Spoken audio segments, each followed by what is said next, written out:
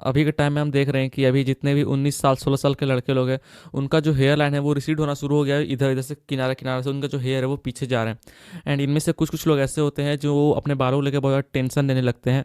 And कुछ कुछ लोग ऐसे भी होते हैं जो अपने बालों लेकर टेंशन नहीं लेते हैं, एंड वो बोलते हैं कि क्या ही दिक्कत है, बाल अभी जा रहा, कोई दिक्कत नहीं, फ्यूचर में बाल से क्या लेना देना, पैसा कमाएगा सब हो जाएगा। बट देखो ऐसा बात नहीं है। अगर आपके पास अगर आपका बाल नहीं रहेगा तो आपका एक तो कॉन्फिडेंस जो है वो बहुत ज़्यादा लो हो जाएगा। एंड सेकंड, आप इमेजिन करो कि आप कहीं जॉब का इंटरव्यू देने जाओगे, तो अगर आप इंटरव्यू में बाई चांस सोचो कि यहाँ पे दो लोग बैठे हुए हैं एंड दोनों से एक दो सवाल पूछा गया है, एंड वो दोनों सवाल, दोनों जो लोग हैं वो दोनों ही आंसर सेम दे रहे हैं। बट फ़र्क ये है कि एक का जो अट्रैक्टिवनेस है, एक का जो लुक्स है, वो ज़्यादा बेटर है सेकंड पर्सन के मुकाबले। बट जो आंसर है वो दोनों ने सेम दिया है। बट फिर भी आपको क्या लगता है दोनों का जो सिलेक्शन होने का चांसेस है किसका ज़्यादा रहेगा? ऑफ कोर्स जिसका जो लुक ज़्यादा बेटर है उसको अट्रैक्ट ज़्यादा किया जाएगा, बिकॉज ये ह्यूमन का साइकोलॉजी है कि जो ज़्यादा आपको अट्रैक्टिव दिखेगा वो आपको लगता है कि वो ज़्यादा स्मार्ट है, ज़्यादा इंटेलिजेंट है। एंड अगर आपका एक बार बाल जा चुका होगा तो आपका जो ये क्या बोलते हैं उसको, आपका प्रेजेंटेशन है, आपका जो इंप्रेशन है एंड आपका जो कॉन्फिडेंस है वो तीनों ही पूरा लो हो जाएगा। एंड डेट्स वाई बहुत लोग इस चीज़ को सोच के बहुत ज़्यादा टेंशन में होते हैं। एंड एक बाल हम लोग के लिए एक ऐसा चीज़ है जैसे कि लड़की लोग का जो मेकअप होता है, वो लोग जितना ज़्यादा मेकअप करें उतना ज़्यादा सुंदर दिखते हैं। वैसे सेम चीज़ यहाँ पे लड़के लोग का होता है, उनका जितना ज़्यादा अच्छा बाल रहेगा वो उतना ज़्यादा अच्छा दिखेंगे। बट एक ख़राब सच ये भी है कि जो लड़कों लोग का बाल होता है वो उनके हाथों में नहीं रहता, बिकॉज जो उनका बाल होता है वो 80% जेनेटिक्स होता है एंड 20% उनके हाथ में होता है, वो कितना क्या केयर करते हैं। अगर हम लोग एग्जांपल में लेंगे शाहरुख खान या फिर बोलेंगे जैन मलिक, उनका हेयर लाइन एंड उनका हेयर इतना अच्छा है कि वो जितना शायद आजकल 19-20 साल के लड़के लोग का भी नहीं होगा। तो यही बात है कि आप लोग कितना तक केयर कर लो। अगर आपका जो हेयर फॉल है वो जेनेटिक हेयर लॉस हो रहा है तो आप उसको डिले कर सकते हो। इट मीन्स कि जो आपको हेयर लॉस 23 की उम्र में होने वाला था वो आपको 25-26 की उम्र में होगा। एंड अगर आपका जेनेटिक हेयर लॉस नहीं है फिर भी आपका हेयर लॉस हो रहा है, इट मीन्स आपका जो 20% केयर के लिए आपको केयर बिल्कुल नहीं करो, डेट्स आपको जो हेयर लॉस है वो हो रहा है। तो ये हम आप इसको इस पूरा से समझा देंगे कि आप अपने हेयर लॉस अगर आपको हो रहा है तो आप उसको कैसे रोक सकते हो। एंड आपको हेयर लॉस अगर हो भी चुका है तब उसको वापस अपने बाल को रिग्रो कैसे कर सकते हो। एंड अगर आपका भी हेयर लॉस नहीं हो रहा तभी आप अगर प्रिवेंशन लेना चाह रहे हो तो आप क्या क्या स्टेप आप इसे उठा सकते हो जिससे जो आपका हेयर है वो फ्यूचर में सही सलामत रहे। तो सबसे पहला बात हम ये बोलना चाहेंगे कि मेरे चैनल को सब्सक्राइब कर देना अगर आप इस वीडियो में नहीं हो तो क्योंकि अगर आप टीनेज हो या फिर अपने लाइफ को इंप्रूव करना चाहते हो तो ये चैनल आपको हमेशा ऐसा एक नया वीडियो मिलते रहेगा जो आपको 1% अपने आप को बेटर बनाते रहेगा। अब वीडियो शुरू करते हैं। तो देखो, अगर आपको अगर हेयर पे अगर इन्वेस्ट करना है थोड़ा मोड़ा पैसा तो आप एक डर्मा रोलर के ऊपर इन्वेस्ट कर सकते हो। डर्मा रोलर क्या होता है? डर्मा रोलर एक होता है, ये इक्विपमेंट होता है। उसमें क्या होता है कि छोटा छोटा नीडल रहता है, छोटा छोटा सुई जैसे पिन रहता है। एंड उसका जो सबका अलग अलग डेप्थ होता है, कोई कोई 0.5 mm का आता है, कोई 1 mm का आता है। एंड जैसे कि बाई चांस अगर आपके यहाँ पे बाल जा चुका है एंड वहाँ अगर आप वहाँ पे डर्मा रोलर को आप अगर ये रोल करोगे तो वो ये यूज़ करेगा कि जो डर्मा रोलर है वो वहाँ पे एक छोटा छोटा होल कर देगा आपके स्काल्प में। एंड अगर वो जैसे ही होल करेगा तो वहाँ पे क्या होगा, जो आपका हेयर फॉलिकल है वो वापस से वहाँ पे जनरेट होगा एंड आपका जो बाल है जो जा चुका है वो आ जाएगा। एंड जिसका बाल अभी तक नहीं गया है वो भी अगर वो डर्मा रोलर यूज़ करना चाहते हैं वो कर सकते हैं, बिकॉज डर्मा रोलर जिसका बाल नहीं गया है उसको भी हेल्दी रखता है एंड इन फ्यूचर आपका जो हेयर लॉस का चांस है वो कम कर देता है। एंड जिसका हेयर लॉस हो रहा है वो ऑफकोर्स डर्मा रोलर को यूज़ करें।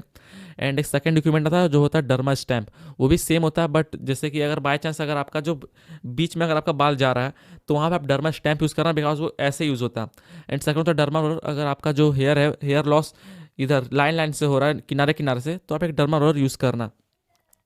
डर्मा रोलर को आपको यूज़ कैसे करना है, डर्मा रोलर क्या होता है, उस जो रियल डर्मा रोलर कैसा होता है, बिकॉज जो डर्मा रोलर है आजकल मार्केट में बहुत ज़्यादा फेक हो रहा है क्योंकि बहुत लोग का डर्मा रोलर का डिमांड मार्केट में बहुत ज़्यादा हो चुका है। तो बहुत लोग डर्मा रोलर फेक बना के बेच रहे हैं। एंड अगर आप फेक डर्मा रोलर खरीदते हो उससे जो आपका हेयर है जो आपका बचा हुआ है वो भी जा सकता है। तो आपको एक रियल डर्मा रोलर चाहिए या फिर आपको चाहिए कि डर्मा रोलर को आप कैसे यूज़ कर सकते हो अपना जो बाल है वापस उगाने के लिए, तो मेरे वीडियो पे ऑलरेडी 3 वीडियो डाले हुए हैं डर्मा रोलर के ऊपर जो कि अब तक का सबसे हाईएस्ट व्यूज़ गया है मेरे चैनल पे। आप मेरे चैनल पे जाना एंड वहाँ पे आप मेरा प्रीवियस वीडियो में डर्मा रोलर का जाके सर्च करके देख सकते हो। एंड वहाँ पे हम अपना एक लिंक में डाले हुए हैं डिस्क्रिप्शन में रियल डर्मा रोलर का, तो आप वहाँ से जाके डर्मा रोलर को बाय भी कर सकते हो। सेकंड चीज़ बात है, अगर आप सेकंड चीज़ में इन्वेस्ट करना चाहते हो तो वो होता है एक अच्छा सा हेयर ग्रोथ का सीरम। हेयर ग्रोथ सीरम ये काम होता है जैसे बाय चांस जैसे आपका जो बाल है वो डेंसिटी बहुत कम हो चुका है, आपका जो हेयर हेयर थिनिंग हो रहा है, बाल पतला हो चुका है, तो आप वहाँ पे ये कर सकते हो, जो आप अगर आप हेयर ग्रोथ सीरम का अगर आप वहाँ पे यूज़ करोगे तो उससे क्या होगा, जो आपका हेयर डेंसिटी है वो बहुत ज़्यादा थिक हो जाएगा एंड आपका जो हेयर डेंसिटी है वो बहुत ज़्यादा इंप्रूव कर देगा एंड आपका जो हेयर है वो न्यू हेयर भी जनरेट कर सकता है अगर आप वहाँ पे डर्मा रोलर यूज़ कर रहे हो तो। तो हम यही सजेस्ट करेंगे कि आप अगर थोड़ा सा इन्वेस्ट कर सकते हो अपने बालों पे, तो आप एटलीस्ट 1,000 रुपये लगाओ, जिसमें से आपको 400 से 500 रुपये में आपको एक अच्छा सा डर्मा रोलर आपको मिल जाएगा। एंड सेकंड में आपको एक अच्छा सा आपको डर्मा, ये क्या बोलते हैं उसको, हेयर ग्रोथ सीरम भी आपको देखने को मिल जाएगा। आप उसको लगाओ एंड उससे आपका जो हेयर ग्रोथ है वो बहुत ज़्यादा अच्छा होगा, एंड अपना जो हेयर लॉस को है उसको आप रिवर्स भी कर सकते हो।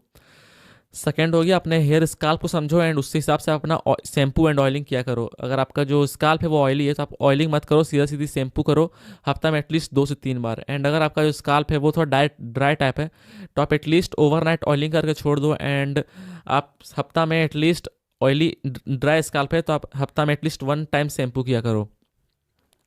एंड एक ऐसा शैम्पू यूज़ किया करो जो कि पैराबेन एंड सल्फेट फ्री हो, इट मीन्स कि केमिकल फ्री हो।